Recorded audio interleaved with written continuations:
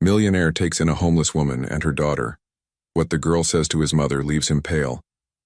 Grandma, tell me in the comments where you're watching from. I love seeing viewers from all over the world. Now, enjoy the story. The December wind cut through Manhattan like a knife, carrying snowflakes that danced in the golden glow of street lamps. Frank Williams pulled his cashmere coat tighter as he exited the towering glass building that housed Williams Enterprises. Despite the Forbes articles listing him among New York's wealthiest entrepreneurs, Frank preferred to walk these 3 blocks every evening, rather than summon his driver.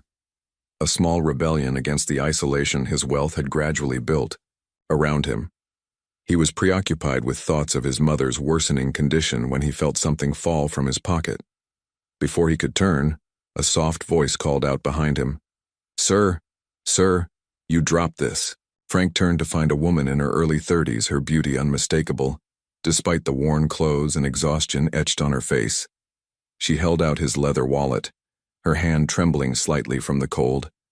Beside her stood the most remarkable child Frank had ever seen.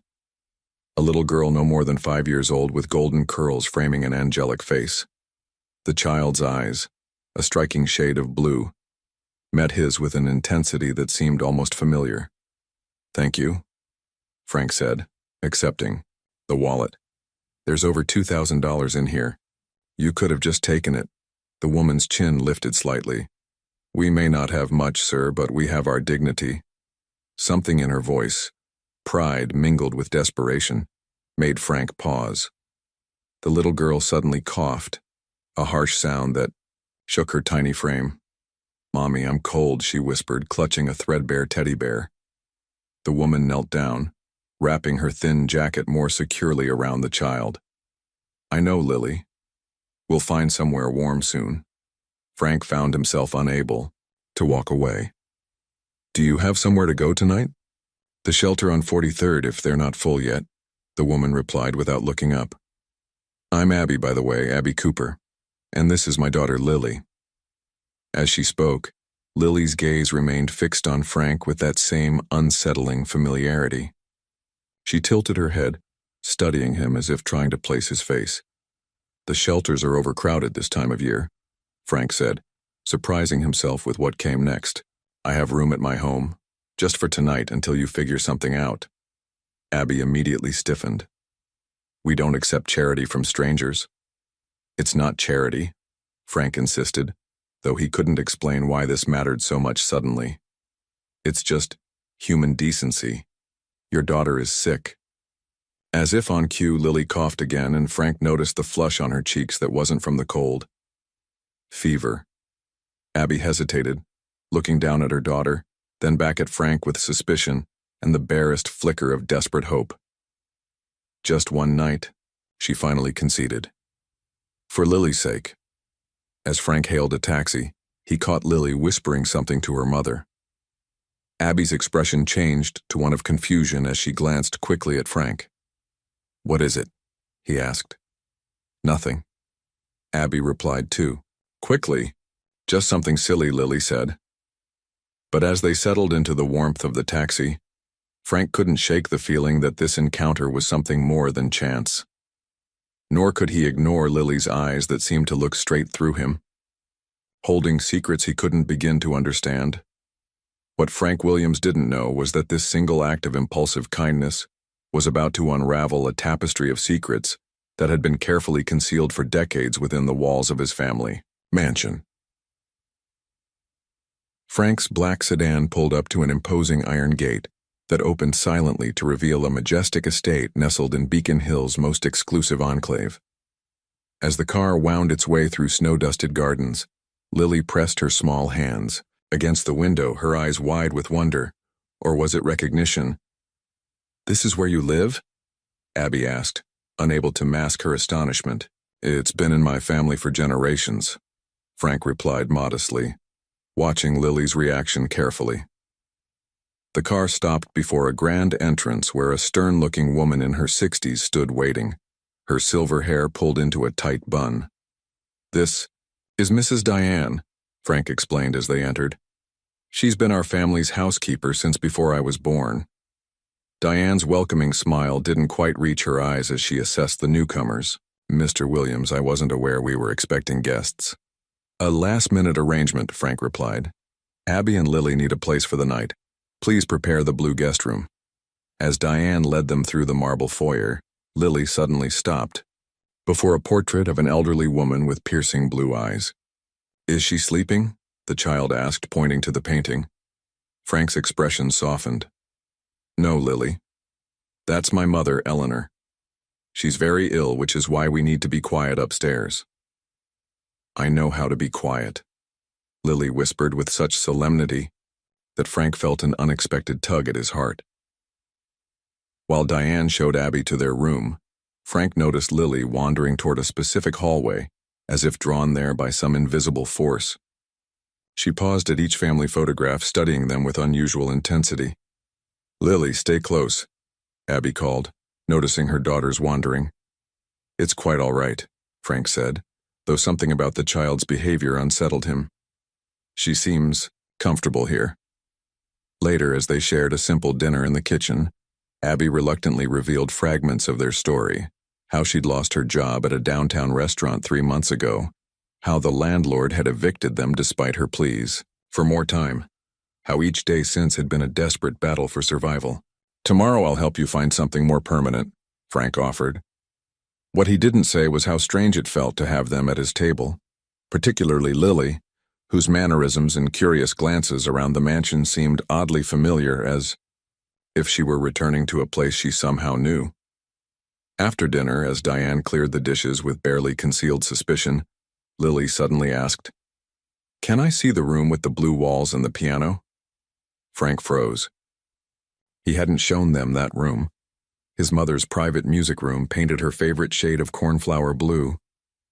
How could the child possibly know about it? As dawn broke over the Williams estate, Diane moved silently through the mansion's hallways, her mind troubled by what she'd observed overnight. She paused outside the guest room, hearing Lily's soft humming, a melody that sent chills down her spine. It was Eleanor's lullaby, a tune so personal that only family members knew it.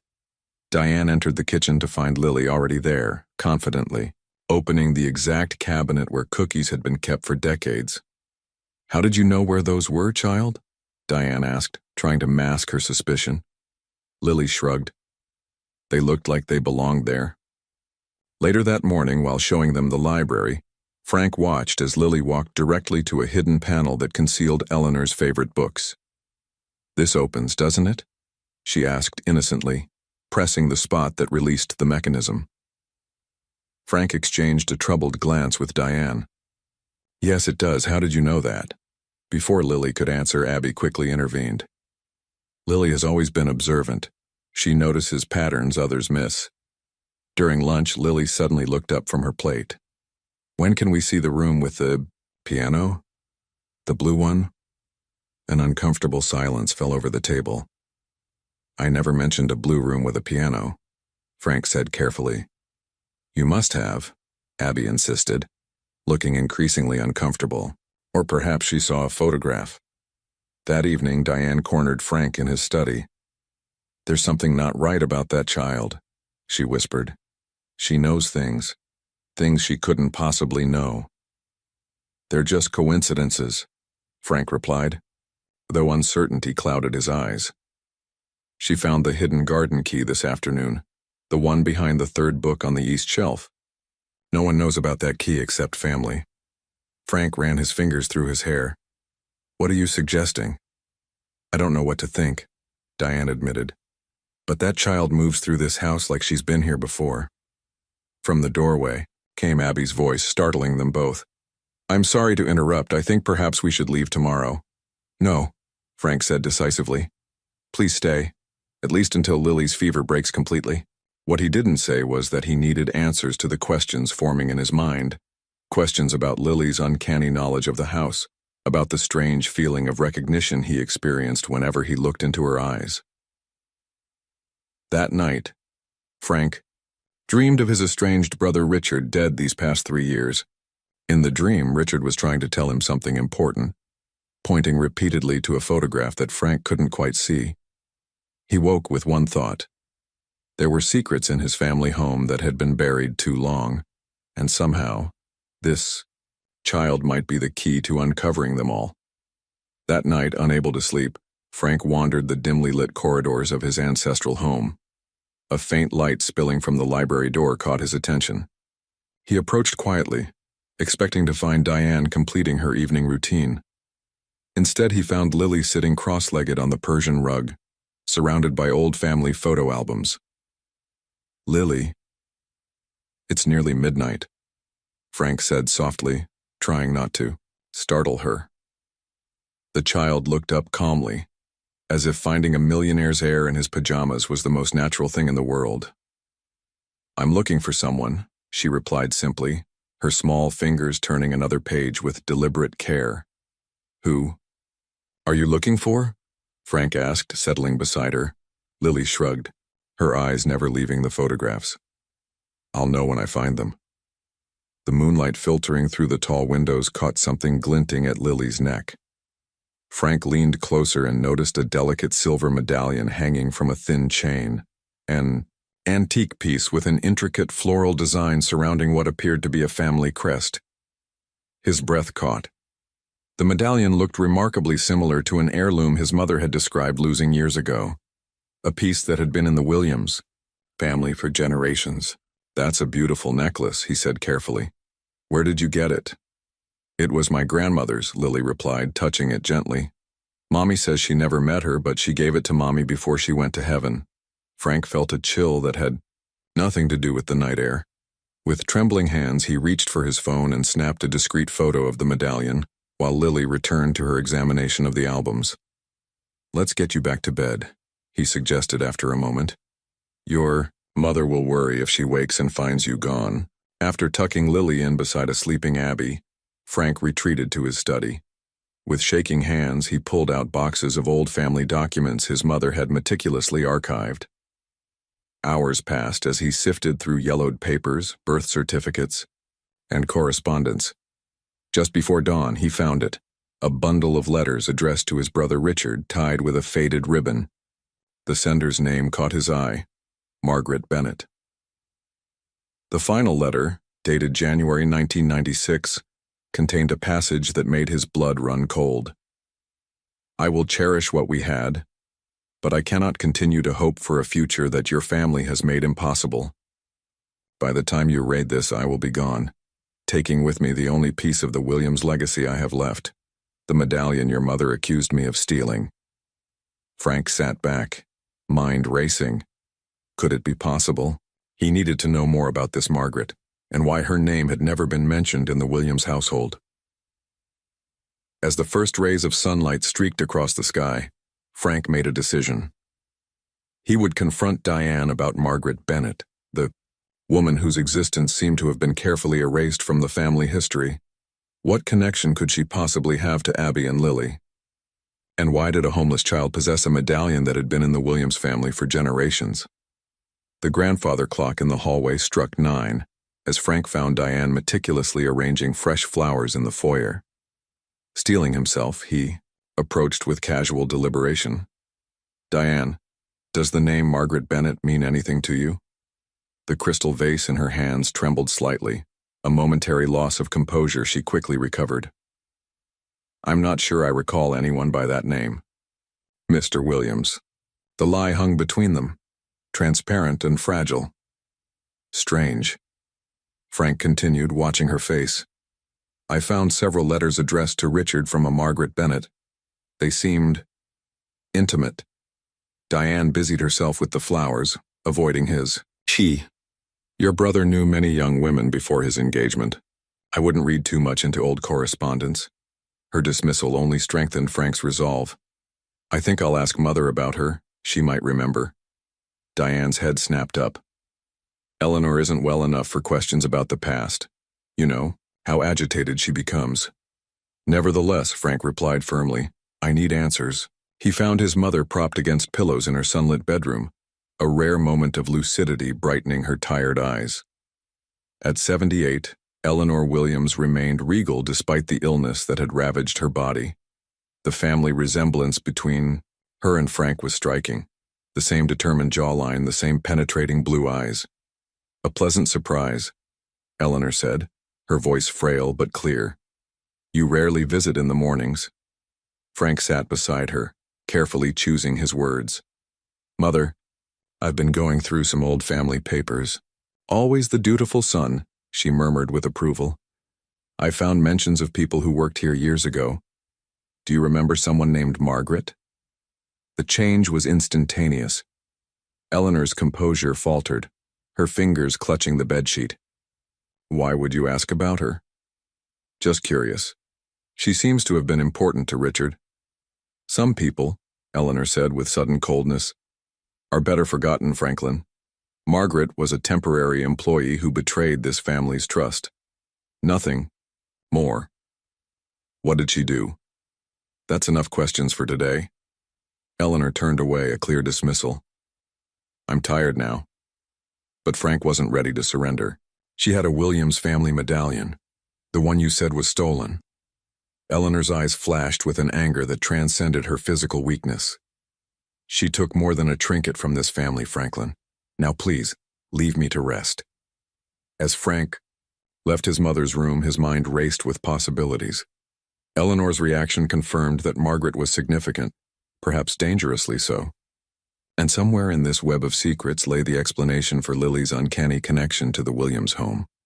In the hallway, he nearly collided with Lily, who looked up at him with those eerily familiar blue eyes. Your grandmother doesn't like to remember, she said simply. Frank stared at the child, a chill running down his spine. What did you say? But Lily only smiled enigmatically before skipping away, humming Eleanor's lullaby as she disappeared around the corner. Diane had spent 40 years in service to the Williams family. She prided herself on loyalty, discretion, and above all, protecting Eleanor's interests. Now, a strange woman and her unusually perceptive child had infiltrated the sanctuary she'd guarded so carefully. That afternoon, Diane began her surveillance. From the corner of her eye, she observed Abby examining the craftsmanship of an antique desk with unusual intensity. Later, she caught her studying family photographs in the hallway, lingering particularly on those featuring Richard. Beautiful family, Abby commented when she noticed Diane watching. Frank looks so much like his brother. You recognize Richard? Diane asked sharply. Frank mentioned him, Abby replied quickly. Too quickly. That evening, while delivering fresh towels, Diane observed Abby through the half-open door of the guest room. The young woman was holding Lily's medallion, examining it with a troubled expression. Mommy, when are we going to tell them? Lily whispered. Shh. Not now, Abby whispered back. It's complicated. Tell them what? Diane wondered, retreating silently. Well past midnight, a floorboard's creak alerted Diane to movement downstairs. Wrapping her robe tightly around herself, she descended to find a light glowing from beneath Frank's office door. She approached, cautiously, and peered through the keyhole. Abby stood at Frank's desk, rifling through papers with practiced efficiency. Diane pushed the door open without warning. Looking for something? She asked coldly. Abby straightened, visibly startled. I couldn't sleep. Lily wanted a storybook, and Frank mentioned there might be some in here. In his private office, at 1 a.m. I'm sorry for the intrusion, Abby said, backing toward the door. I should have asked first. After Abby retreated upstairs, Diane went straight to Frank's bedroom, knocking sharply until he answered, bleary-eyed. They're not what they seem, she insisted. I caught her searching your office just now. Frank rubbed his eyes. Perhaps she was just… No, Diane interrupted. They're here for something specific. The way the child knows this house, the medallion, now this midnight searching. They're connected to Margaret somehow. I'm certain of it. Frank's expression hardened. Let me handle this, Diane. You're too close to see it clearly, she persisted. There's something familiar about that woman, something that reminds me of… I said I'll handle it, Frank cut her off. Left alone, Frank paced his room, conflicted. The evidence suggested deception, yet he couldn't silence an inner voice urging him to trust Abby and Lily. There was something about the child especially, a connection he couldn't explain or dismiss. Tomorrow, he decided he would delve deeper, into the family archives. If Abby and Lily had come searching for something in the Williams mansion, he was determined to find it first. Rain pelted against the leaded glass windows, transforming the afternoon into premature dusk. Frank had reluctantly left for an emergency board meeting, leaving Abby and Lily in Diane's watchful care. "May I explore upstairs?" Lily asked, her innocent tone contrasting with the knowing look in her eyes. Diane hesitated. "The attic isn't a place for children." "Please?" Lily persisted. "I promise to be careful." Something in the child's earnest expression softened Diane's resolve. "Very well, but don't touch anything." Lily climbed the narrow staircase with surprising confidence for a child visiting for the first time. The attic was a treasure trove of Williams' family history, furniture draped in white sheets, trunks packed with memorabilia, walls lined with paintings too unfashionable for the main house. When Frank returned hours later, he found Lily sitting cross-legged amidst piles of dusty photo albums. She held one photograph with particular reverence, staring at it with intense concentration. "What have you found there?" Frank asked, approaching quietly. Lily didn't seem surprised by his presence. Without looking up, she handed him the photograph. It showed the Williams family at what appeared to be a summer garden party. Frank recognized his parents, himself as a teenager, and Richard in his early 20s. Standing beside Richard was a striking young woman with features so familiar that Frank nearly dropped the frame. She was unmistakably Abby, or someone who could be her identical twin. With trembling fingers, Frank turned the photograph over. On the back, in his mother's elegant handwriting, "Family Williams with Margaret, 1995. The revelation hit him like a physical blow. The woman in the photo, Margaret Bennett from the letters, was the spitting image of Abby Cooper. "You found what you were looking for," Frank whispered, staring at Lily with new understanding. The little girl nodded solemnly. "Mommy said that someday we would find our family." Her small fingers touched the face of young Richard in the photograph. "Is that him?" The sound of footsteps on the attic stairs interrupted the moment. Abby appeared, freezing when she saw the photograph in Frank's hands. "Lily, it's time for your bath," she said tightly. "She looks exactly like you," Frank said, holding up the photograph. "My mother," Abby admitted, her voice barely audible. "Margaret Bennett." The three remained motionless in the dusty attic light, Frank holding the evidence of a long-buried family secret, Abby caught between flight and confession, and Lily watching them both with eyes that suddenly seemed much older than her years. "I think," Frank said with careful deliberation, "it's time we had an honest conversation about why you're really here." Frank sat in his study, the rain continuing its relentless percussion against the windows.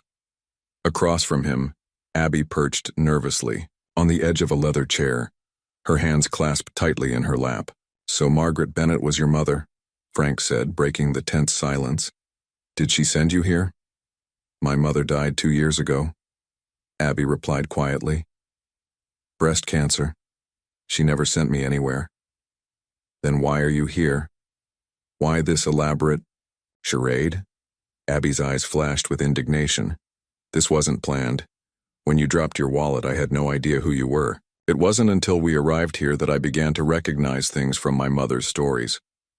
Frank studied her face, searching for deception. Finding none, he made a decision. "I need to know everything, Abby, starting with who your father was." "I don't know," she admitted. "Mom never told me his name. She only said he came from a powerful family that didn't want him involved with someone like her." The implication hung heavy in the air between them. "I'm hiring someone to investigate," Frank said firmly. "A professional who can find the truth." The following morning, Frank met with Samuel Thornton, a private investigator known for his discretion. He provided what little information he had: Margaret Bennett's name, her employment at the Williams estate in the mid-1990s, and her sudden departure. "Find everything you can about her," Frank instructed, "and determine if there's any connection between Margaret and my brother Richard." While Samuel began his investigation, Frank visited the county records office. Hours of searching yielded a single crucial document: a birth certificate for Abigail Bennett, born March 12, 1997, approximately 9 months after Margaret's abrupt departure from the Williams household. The father's name was conspicuously absent. Back at the mansion, Frank found Abby in the garden with Lily. Seeing his troubled expression, she sent Lily to help Diane with lunch preparations. "I found your birth certificate," Frank said without preamble. Abby nodded slowly. "And?" "You were born 9 months after my brother Richard broke off his engagement to Eliza Vandermeer, an alliance my mother had orchestrated for years." "My mother never spoke his name," Abby said, her voice thick with emotion. "She only left me this." From beneath her blouse, she withdrew the medallion.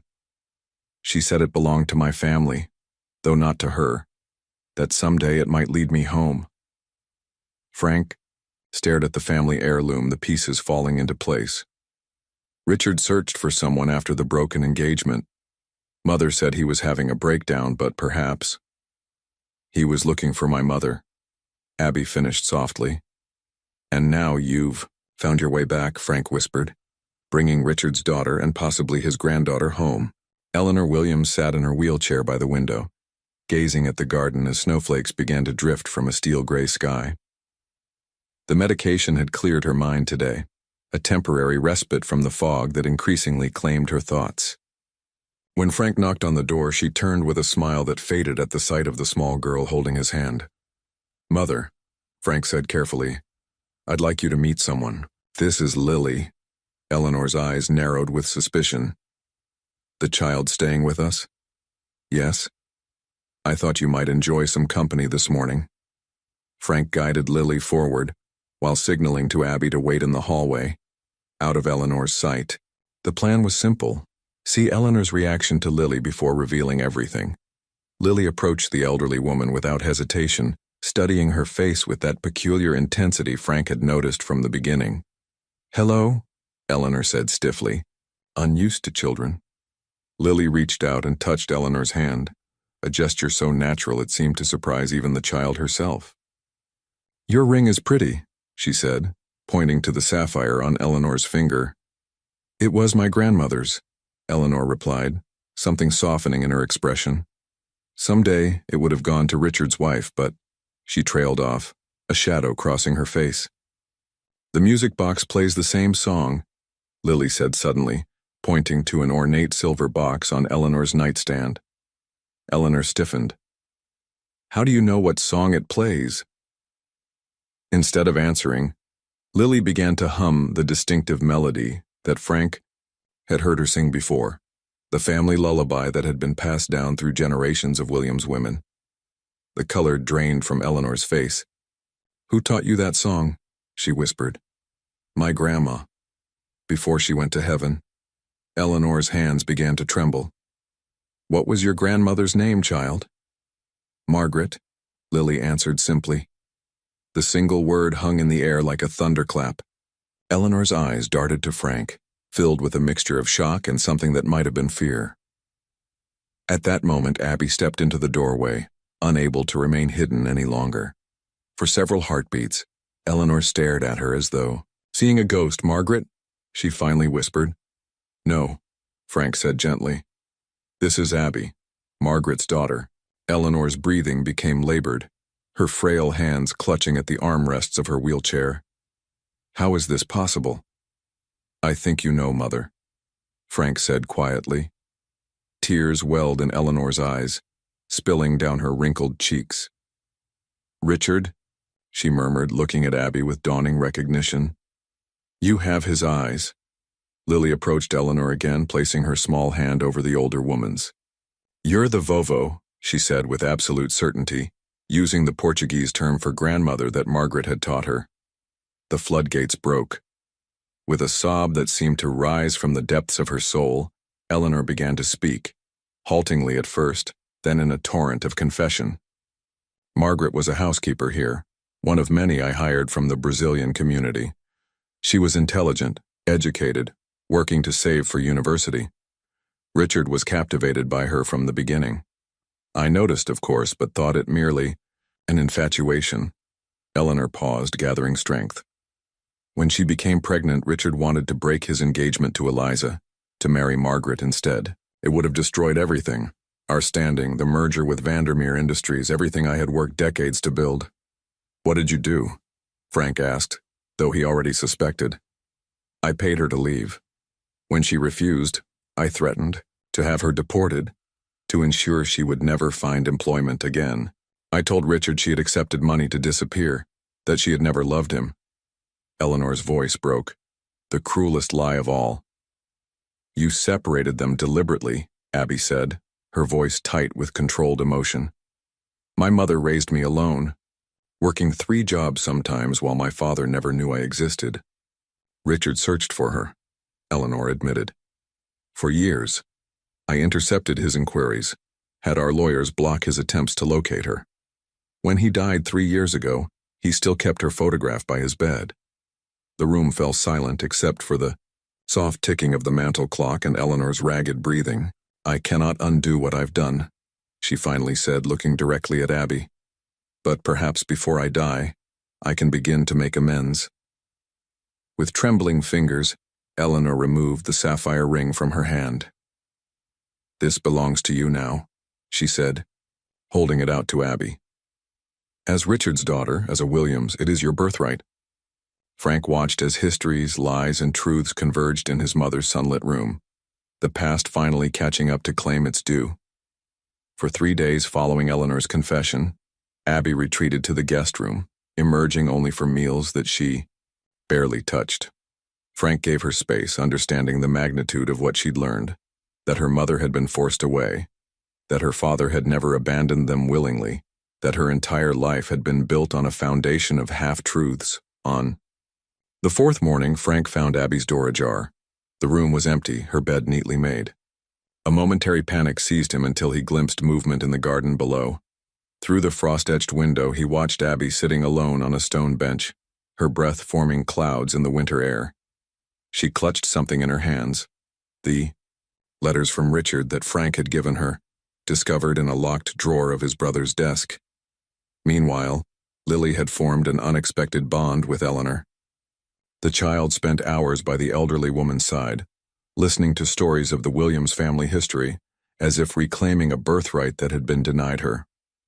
Eleanor, for her part, seemed transformed by the child's presence, more lucid, more engaged, as if determined to remain present long enough to forge this new connection.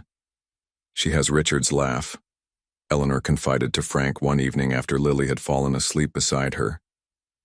And his curiosity. How strange that blood speaks so loudly, across generations. Frank nodded, thinking of his brother, brilliant, rebellious Richard, who had never quite fit the mold their mother had crafted for him. He would have loved her, both of them. That night, unable to sleep, Frank wandered to the kitchen for tea. He was surprised to find Abby in the moonlit garden, a shawl wrapped around her shoulders against the December chill. He joined her silently, offering a second cup of steaming tea. I keep thinking about parallel lives, Abby said finally. The life I might have had if your mother hadn't interfered, the life my mother deserved. I can't change the past, Frank replied softly. But perhaps we can build something from these fragments. I don't even know who I am anymore, Abby admitted. Abby Cooper, daughter of a single mother who worked herself to exhaustion? Or Abigail Bennett Williams, heir to a fortune built on power and privilege? Why not both? Frank suggested. You are the bridge between worlds, just as Lily will be. For the first time since the revelation, Abby's lips curved into a hesitant smile. My mother would have appreciated that irony. She always said identity isn't something you find, it's something you forge from whatever materials life provides. As dawn broke over the mansion, painting the snow-covered gardens in hues of pink and gold, they sat together, uncle and niece, strangers and family, contemplating the peculiar paths that had led them to this moment of tentative understanding. The library's fire crackled softly as Frank placed a leather-bound journal in Abby's hands. Its pages were worn thin with frequent turning the margins filled with notes in a precise slanting script she'd never seen before. These were Richard's private thoughts, Frank explained. I thought it might help you know the man your mother fell in love with, the father you never met. Abby ran her fingers over the cover reverently. I'm not sure I'm ready. Take your time, Frank said gently. They'll be here when you are. The days fell into a tentative new rhythm. Frank rearranged his work schedule, conducting business from home to help Abby and Lily settle into their unexpected heritage. Each morning, he would find Lily in Eleanor's room, absorbing family stories with insatiable curiosity. Each evening, he would spot Abby in the garden or library, gradually working through Richard's journals, building a portrait of her father piece by piece. He wasn't what I expected, Abby confided one evening. Mother always described him as passionate and creative, but these journals show someone thoughtful, even philosophical. Richard contained multitudes, Frank smiled. Mother tried to mold him into a businessman, but his mind was always elsewhere. Art, literature, humanitarian causes.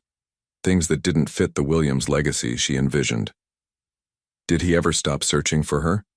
Abby asked, the question she'd been avoiding for days.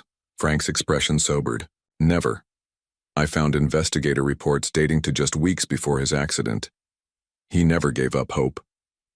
On the 10th day, Eleanor requested a private audience with Abby. Frank helped his mother into her sitting room, then retreated, leaving the two women alone with decades of complicated history between them. Hours later, Abby emerged, her eyes red but her shoulders straighter, as if a weight had been partially lifted. When Frank inquired about their conversation, she simply said, "Some wounds need air to heal properly." That night at dinner, Lily looked around the table, at Diane placing dishes with her customary precision, at Eleanor watching her with newfound tenderness, at Frank and Abby sitting side by side with their unmistakable family resemblance. "Are we going to be a real family now?" she asked with a child's directness. The question hung in the air, simple yet impossibly complex. "We already are a family, Lily," Frank answered carefully. "Just one that's finding its way." As snow fell softly outside, blanketing the gardens in pristine white, 4 people bound by blood, choice, and circumstance shared a meal in the Williams mansion. Not yet healed, not yet whole, but taking their first tentative steps toward whatever new future they might create together from the broken pieces of the past. Frank parked the car across from a weathered brick apartment building in Boston's Back Bay neighborhood. The modest structure stood in stark contrast to the Williams estate. Yet as Abby gazed up at the third-floor windows, her expression was one of reverence. "This is where we lived," she said softly. "Mom and I shared the corner apartment for 15 years before she got sick." Frank noticed how Lily pressed her small face against the car window, studying the building with solemn attention. "Would you like to go inside?" "Is that possible?" Abby asked, surprise evident in her voice. "I made some calls," Frank replied. "The current tenant is away, and the landlord owed me a favor. We have an hour." The apartment was small but flooded, with natural light. Though the furnishings had changed, Abby moved through the space with practiced familiarity, running her fingers along walls where pictures once hung, pausing at windows where her mother had tended herb gardens in clay pots. "Mom's bedroom was here," she said, opening a door. "She kept all her important things in a loose floorboard beneath the bed." Lily dropped to her knees, crawling under the current tenant's bed frame. "Like this one?" she called out, her fingers already prying at an edge. Frank and Abby exchanged a startled look before joining her. Sure enough, one floorboard lifted easily, revealing a small space beneath. Inside lay a metal box, dusty with age. "She must have left it when we moved to the hospice," Abby whispered, lifting it reverently. Inside were treasures of a life carefully preserved, photographs of Margaret holding infant Abby, trinkets from Brazil, and most significantly, a bundle of letters, all addressed to Richard, all stamped, but never mailed. With trembling hands, Abby opened one dated just months before her birth. "My dearest Richard, I carry our child beneath my heart now. Despite everything, I cannot regret the love that created this life. I will not send this letter. Not because I don't long for you, but because I refuse to be the force that tears you from your family legacy. Know that I will tell our child of your goodness, if not your name." Tears streamed down Abby's face as she realized the truth. Her mother had protected her not from rejection, but from becoming the center of a family war. Margaret had chosen a harder path to spare both Richard and her daughter from Eleanor's manipulations. Their next stop was Richard's former office at Williams Enterprises. As Frank led them through the executive floor, heads turned at the striking resemblance between him and Abby. In Richard's preserved office, Frank unlocked a private safe. "This is what I wanted to show you," he said, extracting legal documents. Richard established a trust fund in 2001 for future beneficiaries to be determined.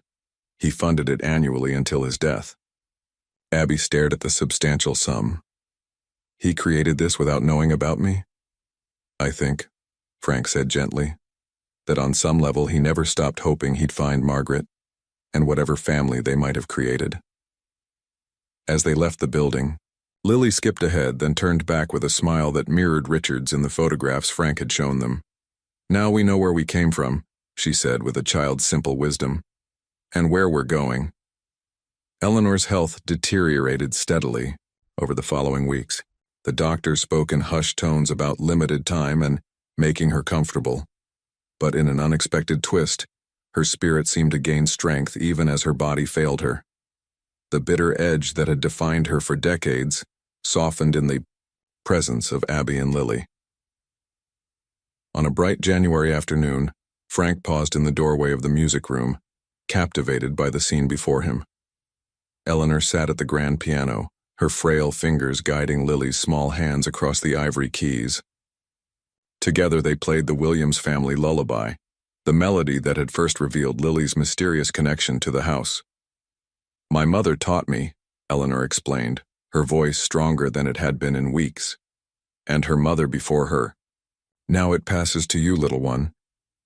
"And someday I'll teach my children," Lily responded solemnly. Eleanor smiled. "Yes, you will." Frank slipped away unnoticed, finding Abby in what had been Richard's old room.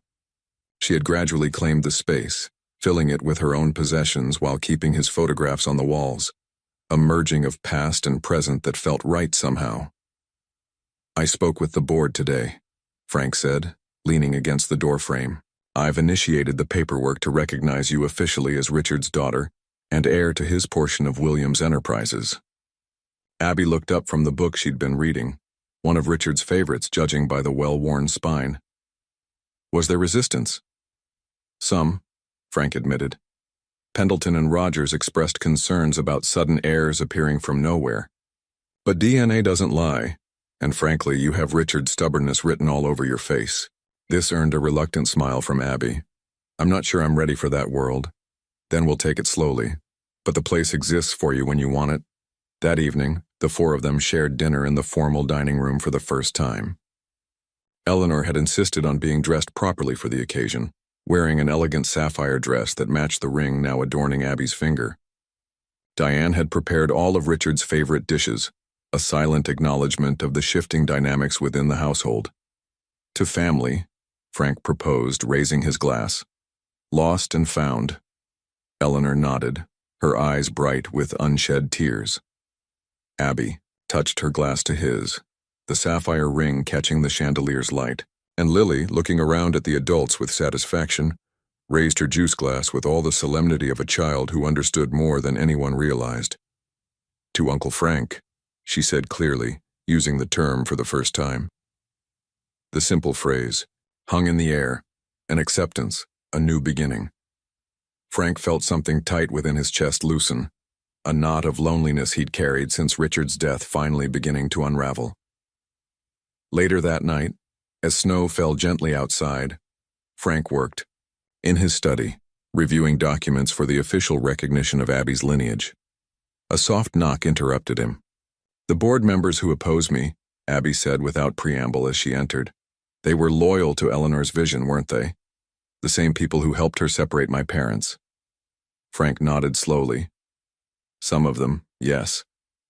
Then perhaps it's time for a new vision at Williams Enterprises, she said, a determination in her voice that was unmistakably Richard's, one that honors what could have been while building what still can be. As she outlined her thoughts, Frank recognized that the final pieces were falling into place, not erasing the past but transforming it into a foundation for something new and unexpected. For the first time since Richard's death, the Williams family was no longer simply preserving a legacy, but creating one. Eleanor Williams summoned her attorney on a bitter February morning.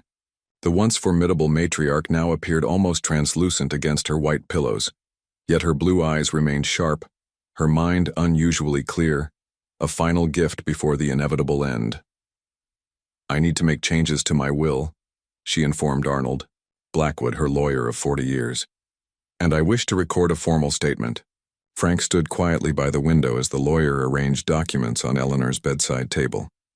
Abby had been invited but chose to wait downstairs, still navigating the complex emotions Eleanor evoked in her. "I want to acknowledge Abigail Bennett as Richard's legitimate daughter and heir," Eleanor dictated firmly, "and her daughter Lily as Richard's granddaughter. They are to receive all portions of the estate previously allocated to Richard, along with my personal collection of jewelry and the summer house on Cape Cod." Arnold's pen scratched across the paper, his professional demeanor masking any surprise at this dramatic revision to the Williams legacy. "Furthermore," Eleanor continued, "I wish to record my role in separating Richard Williams and Margaret Bennett 29 years ago.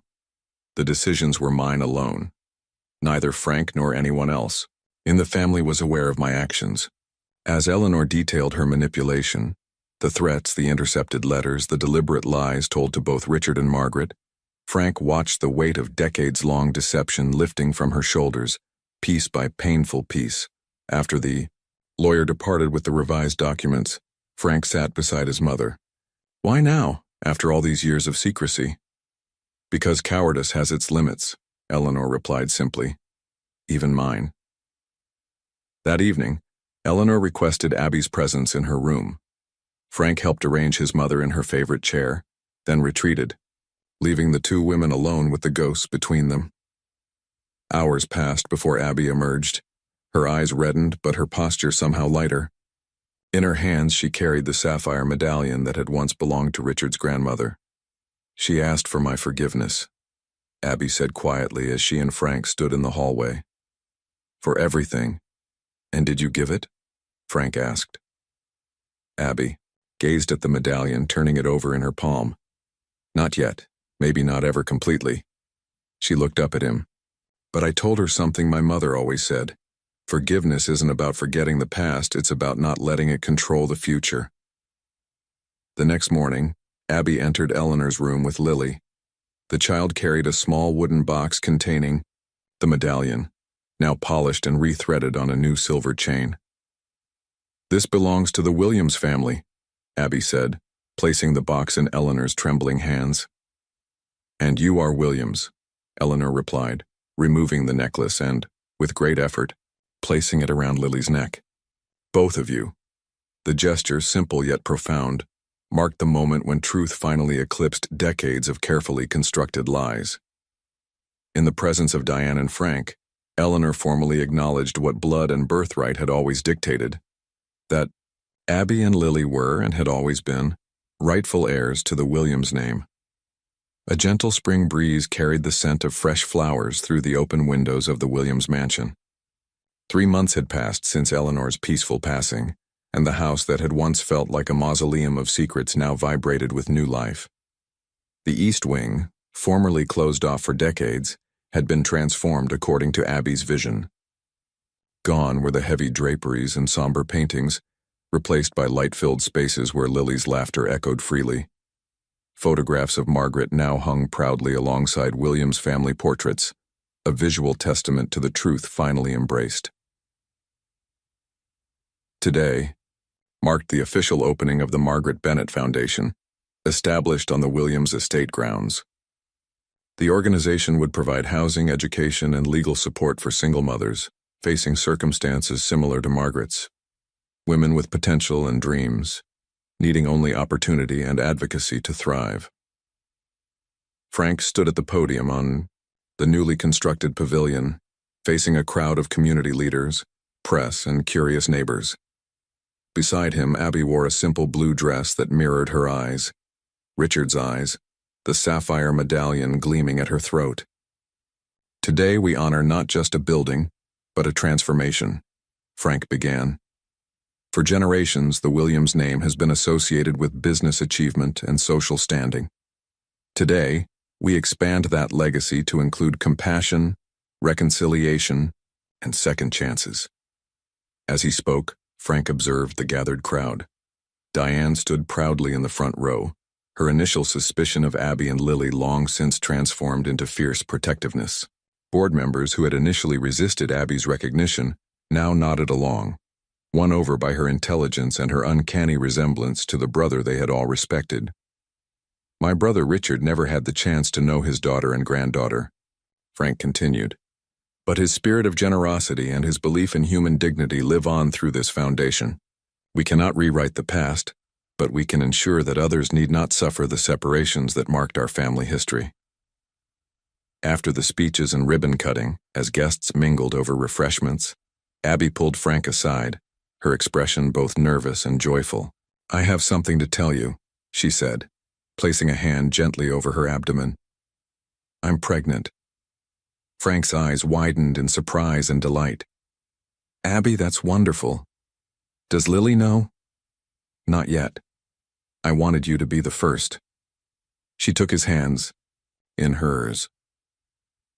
"This child will grow up knowing their full heritage from the beginning, the good and the difficult.